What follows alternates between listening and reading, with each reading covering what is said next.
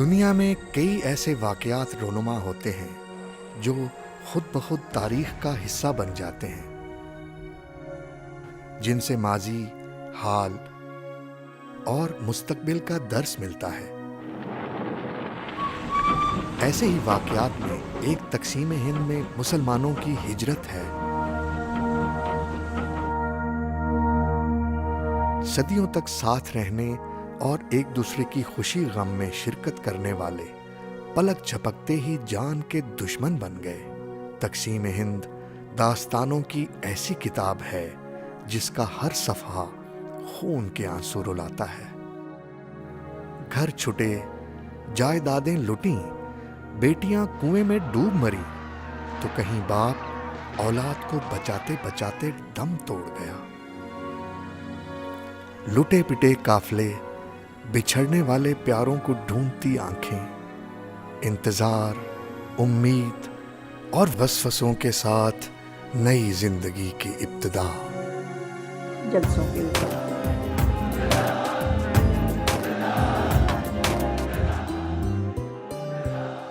مل کر ایک جھونکا آخر طوفان بنا تھا، وہ مل کر ایک جھونکا آخر طوفان بنا تھا، یوں پاکستان بنا تھا، یوں پاکستان بنا تھا، یوں پاکستان بنا تھا، یوں پاکستان بنا تھا۔ بسم اللہ الرحمن الرحیم۔ میرا نام زہرہ ہے۔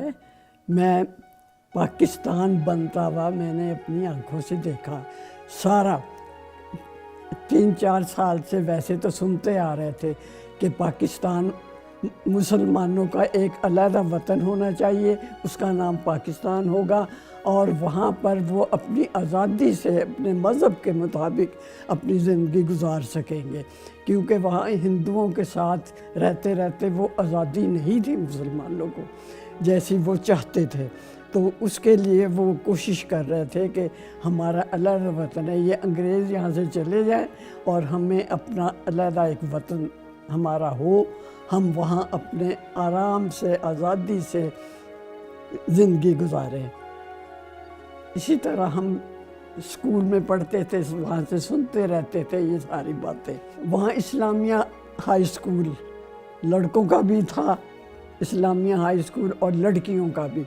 ہم لڑکیوں والے اسکول میں پڑھتے تھے، بھائی لڑکوں والے اسکول میں پڑھتے تھے۔ شملہ میں تھا، وہ ایک پہاڑی علاقہ ہے، تو وہاں پہ بہت بڑا اسکول تھا، بہت اچھی بلڈنگ، اچھا اسٹاف، اور اس میں سب مسلمان ہی ہوتے تھے، کوئی ہندو نہیں تھا ہمارا کلاس فیلو۔ تو سنتے تھے کہ اب ہمارا بھی دل چاہتا تھا کہ جو یہ بڑے لیڈر ہمارے کہہ رہے ہیں ایسا ہو تو بہت ہی اچھا ہے۔ ہم بھی سنتے تھے، چاہتے تھے۔ اس وقت تعلیم کا معیار ٹھیک تھا، وہاں ٹھیک تھا، مسلمان لڑکیاں جاتی تھی اسکول، لڑکے تو خیر جاتے ہی تھے، لڑکیاں بھی جاتی تھی، بڑے شوق سے پڑھتے تھے، اسٹاف بڑا اچھا، ساری لیڈیز ٹیچر ہوتی تھی ہمارے، ساری پڑھی لکھی کوالیفائڈ ٹیچر، بڑے اچھے طریقے سے ہم جاتے اسکول پڑھتے تھے۔ ہماری ٹیچر ہوتی تھی، انہوں نے پھر کہا کہ اب یہ تحریک زور پکڑتی جا رہی ہے، تو اب یہاں پہ جیسے 1947 شروع ہوا نا، اس کے 2-3 مہینے گزرے، مارچ اپریل میں یہ تحریک بہت ہی زور پکڑ گئی۔ ہماری ٹیچر نے ہمیں بتایا کہ یہاں بڑے لیڈر آئیں گے، وہ ہمارے لیے علیحدہ وطن بنانے کی بات چیت کریں گے، تو آپ بھی، ہمیں وہ کہتی تھی دعا کریں، آپ چھوٹے ہو، آپ دعا کریں کہ جو ہم چاہتے ہیں وہ ہو جائے۔ ہم بھی کہتے تھے اللہ کرے یہ سب کچھ ہو جائے، بس اس طرح سے اپنا پڑھتے تھے۔ جیسے مارچ اپریل شروع ہوا نا 1947، تو بڑے ہی زور شور سے جلسے جلوس، ادھر سے شملہ کیونکہ وہ گرمیوں کا کیپٹل ہوتا تھا، تو وہ سارا وہ تو سرکاری دفتر آ گئے. اس کے علاوہ جو لیڈر تھے مسلمانوں کے وہ بڑی تعداد میں، قائد اعظم لیاقت علی خان اور بھی کئی تھے. تو وہاں آگے وہ بڑے بڑے ہوٹل تھے شملہ میں، وہاں وہ ٹھہرے ہوئے تھے. اور ہمارا گھر جہاں تھا نا وہاں سے گزرتے تھے سب، ہم دیکھتے تھے تو ہمارے جوش پیدا ہوتا تھا کہ یہ آئے ہوئے ہیں، یہ ہمارے لیے علیحدہ ایک وطن ہمیں بنا کے دیں گے. تو ہم پھر عورتیں، لڑکیاں، مرد، سارا وقت جلوس جلسے. ادھر سکول بند ہو گئے. جب یہ تحریک زور پکڑ گئی سکولوں میں پھر چھٹیاں دے دی انہوں نے. تو بس دن رات پھر ہم نے قائد اعظم کو ہمارے سکول والوں نے، پرنسپل نے انوائٹ کیا کہ ہمارے سکول میں آئیں اور بچوں کے سامنے ہمیں ان کو کچھ بتائیں پاکستان کے بارے میں. پھر قائد اعظم اور محترمہ فاطمہ جناح یہ دونوں ہمارے سکول میں آئے اور انہوں نے بڑے اچھے طریقے سے ہمیں پاکستان کا مطلب اور یہ کیا چیز ہے اور کس طرح سے ہونا چاہیے قائد اعظم نے ہمیں بتایا. انہوں نے یہی کہا تھا کہ یہ جو ہندو ہے نا یہ کہتے ہیں کہ مسلمان اور ہندو ایک ہی قوم ہے. یہ ایسا نہیں ہے، یہ دو قومیں ہیں. مسلمان علیحدہ ہیں اور ہندو علیحدہ. ہمارے علیحدہ مذہب ہے، ہمارا رکھ رکھاؤ، ہمارا رہنا سہنا علیحدہ ہے. ہندوؤں کا علیحدہ، وہ اور اپنے اور طریقے سے اپنے کرتے تھے، اور مسلمان علیحدہ. ہم کیا ہی اچھا ہو کہ ہم جو مسلمان قوم ہیں ان کا اپنا ایک علیحدہ وطن ہو. یہ قائد اعظم نے ہمیں بتایا. اس وقت ہمیں پتہ چلا دو قومی نظریہ کیا ہوتا ہے. فاطمہ جناح تھی، انہوں نے بھی لڑکیوں کو بتایا. لڑکیوں نے بڑے اچھے طریقے سے ہم نے ان کو ویلکم کیا اور نعتیں پڑھی لڑکیوں نے اسلام کے بارے میں. وہ ایک بڑی مشہور نعت، وہ شمع اجالا جس نے کیا 40 برس تغاروں میں، یہ جوش دلانے کے لیے وہاں لڑکیوں نے یہ نظمیں پڑھی اور قائد اعظم بڑا خوش ہوئے اور ہمیں وہ بات سمجھ آ گئی کہ ہم پاکستان کیوں بنانا چاہتے ہیں. اسی طرح اور ابھی تک مجھے اچھی طرح یاد ہے انہوں نے کپڑے کیسے پہنے ہوئے تھے. محترمہ فاطمہ جناح کا لباس کیا تھا، قائد اعظم کا براؤن رنگ کا سوٹ انہوں نے پہنا ہوا تھا اور محترمہ فاطمہ جناح نے وہ غرارہ پہنتی تھی. انہوں نے ہلکے گرین کلر کا غرارہ اور قمیض دوپٹہ پہنا ہوا. ہمیں بڑی ہی وہ اچھی لگی. ایسے دیکھ رہے تھے ہم کہ جیسے پتہ نہیں کیا چیز ہمیں مل گئی ہے. انہوں نے آ کے جو ہمیں اتنے پیار محبت سے ساری باتیں کی تو بڑا متاثر ہوئے ہم. اتنی خوشی ہوئی تھی کہ یہ اب ہم پہلے تو سنتے تھے قائد اعظم کوشش کر رہے ہیں کہ اپنا علیحدہ بات ہو. پھر جب ان کو سامنے دیکھا ہم نے تو پھر تو ہم چپ دیکھتے رہ گئے. ایسے دیکھیں جیسے پتہ نہیں کیا چیز ہمیں مل گئی ہے. تمام اسٹوڈنٹ، شملے کے اور بھی لوگ بہت آئے ہوئے تھے. بڑا جوش خروش. جو پھر نعرے لگانے شروع کیے، پاکستان زندہ آباد، پاکستان کا مطلب کیا ہے، لا الہ الا اللہ، یہ زور زور سے نعرے لگائے. پھر وہ انہوں نے بیٹھے، چائے وائے کا بھی انتظام کیا ہوا تھا. تو پھر وہ بس رخصت ہو گئے. پھر ہم نے اپنے اس کے بعد سے جو تحریک شروع ہوئی ہے نا، ادھر سے جلوس آ رہا، ادھر سے عورتوں کا، مردوں کا. سیکریٹریٹ جا کے وہ ختم ہوتا تھا تو وہاں پہ پھر قائد اعظم باہر نکل کے کہتے تھے آپ اپنی کوششیں جاری رکھو، ہم یہی کوشش کر رہے ہیں. دن رات ہم ان سے میٹنگ ہماری ہوتی ہیں اور دیکھو انشاءاللہ تعالی آپ اپنی جدوجہد جاری رکھیں. شہر سے نکلتے تھے سیکریٹریٹ، وہاں مال روڈ تھا، وہاں پہ جاتے تھے اور وہاں ان سے مطالبہ کرتے تھے کہ ہم جو بات کہہ رہے ہیں مانی جائے، تو پھر وہاں سے جواب آتا تھا آپ اپنی جدوجہد جاری رکھیں، ہم یہی کوشش کر رہے ہیں، یہی دن رات ہماری یہ میٹنگ جو ہوتی ہے نا اسی سلسلے میں ہوتی ہے۔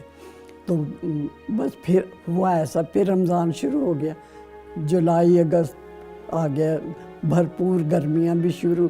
خیر وہاں تو گرمی ہوتی نہیں تھی، سارے دفتر بڑی گہما گہمی، آخر کار بڑی مسلمان دعائیں مانگتے تھے رمضان میں ہر وقت یہی کہ امن و امان سے ہمیں آزادی۔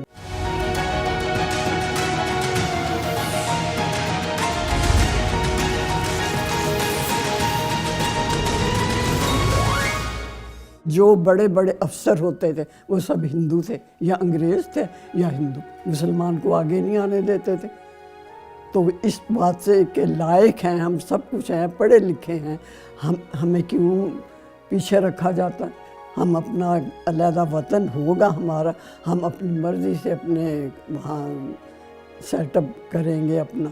یہ ساری باتیں وہ ہمیں بتاتے تھے، ہم سمجھتے تھے، ساری باتیں ہمیں سمجھ آتی تھیں۔ تو پھر آخر کار ایک دن اناؤنس کہتے بھی آج اناؤنس ہوگا رات کو 12 بجے، اس دن رمضان کی 27ویں شب قدر، تو 12 بجے رات کو اناؤنس ہو گیا۔ سب لوگ باہر نکلے ہوئے تھے، لوگوں کے جب اتنا ٹی وی تو خیر ہوتا ہی نہیں تھا، ریڈیو بھی سب کے گھروں میں نہیں تھا، جہاں جہاں ریڈیو تھا وہاں لوگ اکٹھے ہو گئے، اور رات کو 12 بجے یہ اناؤنس ہوا کہ یہ فلاں علاقہ پاکستان بن گیا، آدھا پنجاب آدھا بنگال پاکستان ہے۔ کیوں مسلمانوں کا مطالبہ تھا کہ پورا پنجاب اور پورا بنگال ہمیں دیا جائے، مگر وہ ڈنڈی مار گئے، ہمیں آدھا آدھا دیا۔ چلو قائد اعظم نے کہا ٹھیک ہے جتنا بھی ملا ہم اس میں گزارا کریں گے۔ اناؤنس ہو گیا، اور عید بڑی مشکل سے گزری۔ اس کے بعد انہوں نے مار دھاڑ شروع کر دی ہندوؤں نے کہ نکلو یہاں سے۔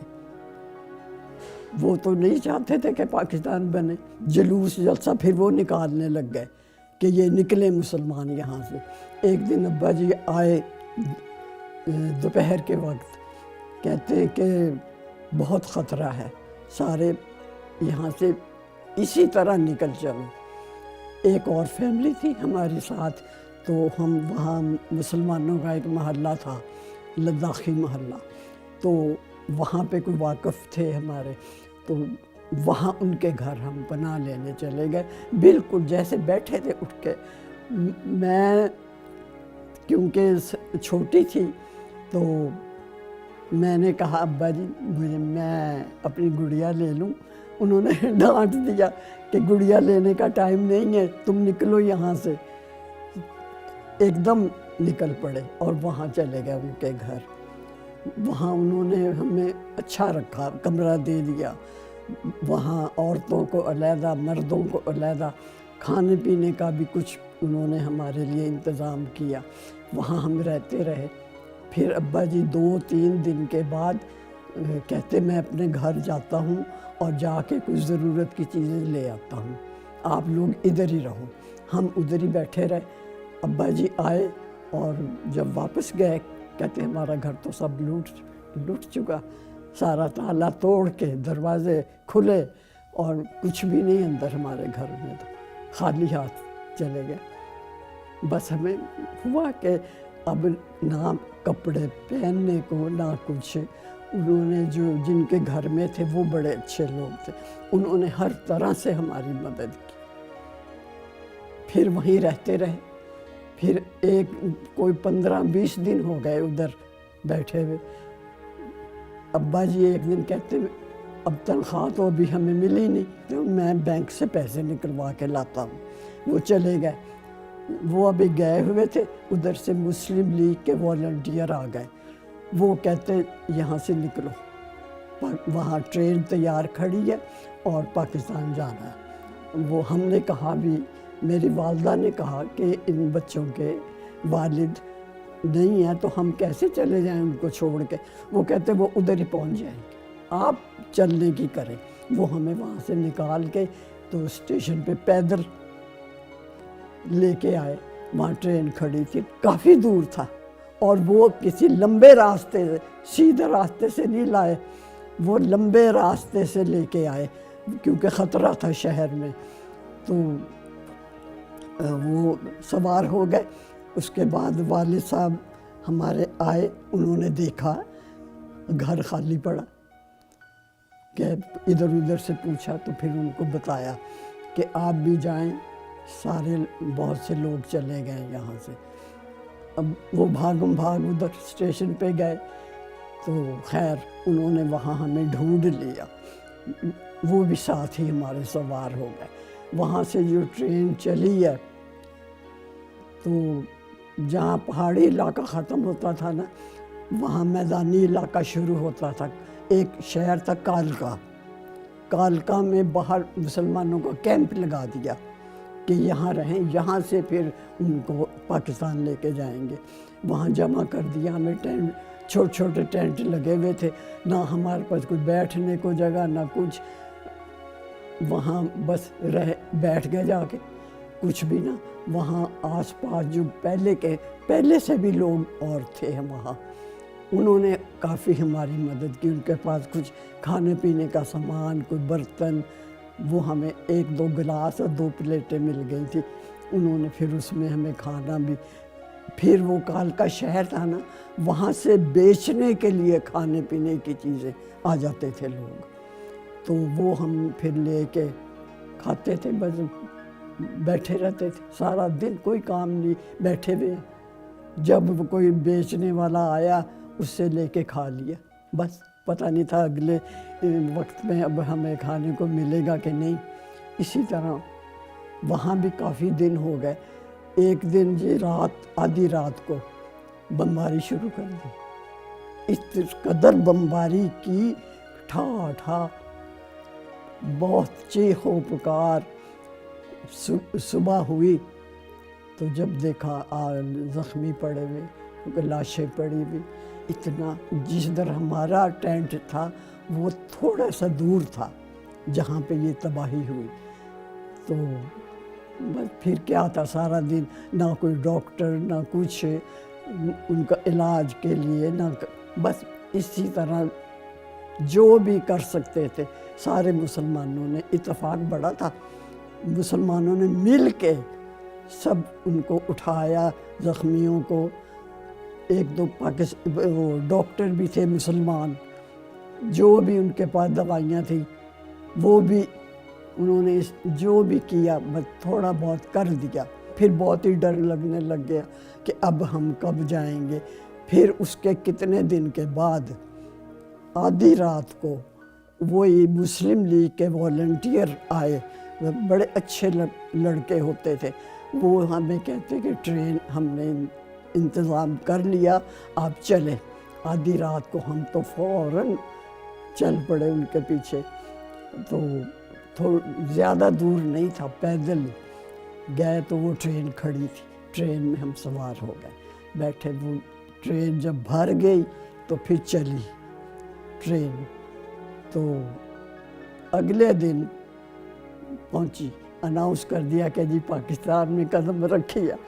اس وقت دیکھنے والا منظر تھا, سارے لوگ سجدے میں پڑ گئے کہ ہم اپنے وطن میں آ گئے, ہمارا یہ اپنا وطن ہوگا.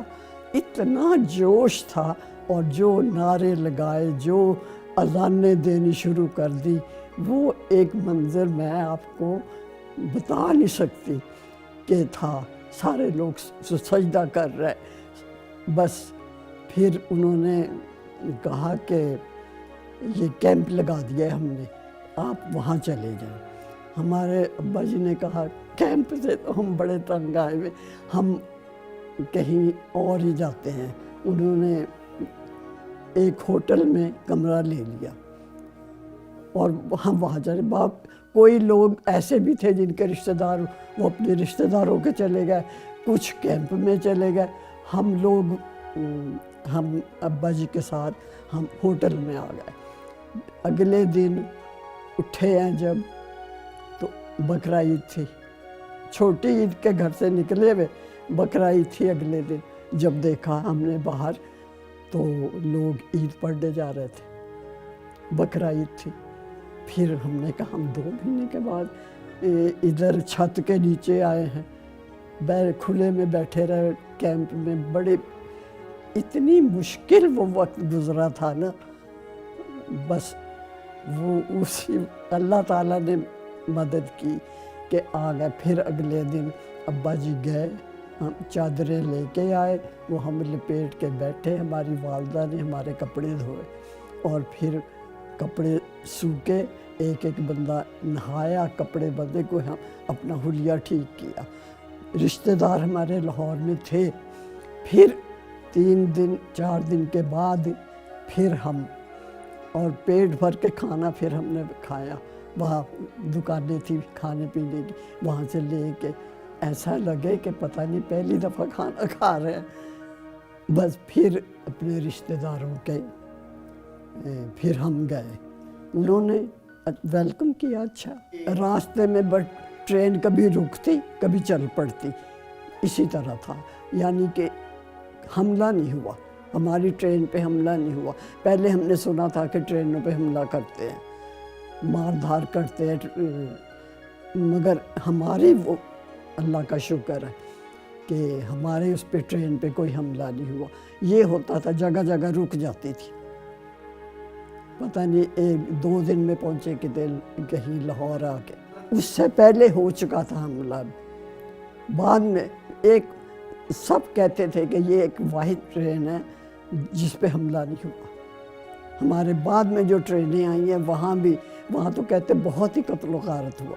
پھر لوگ بتاتے تھے اس سے پہلے جو ٹرینیں آئی ہوں گی وہ بھی وہاں بھی حملہ ہوا. یہ پتہ نہیں ہمارے کوئی اللہ کی مہربانی ہو گئی کہ ہماری ٹرین پہ کوئی حملہ نہیں. پھر آ گئے, پھر اپنے رشتہ داروں سے ملے.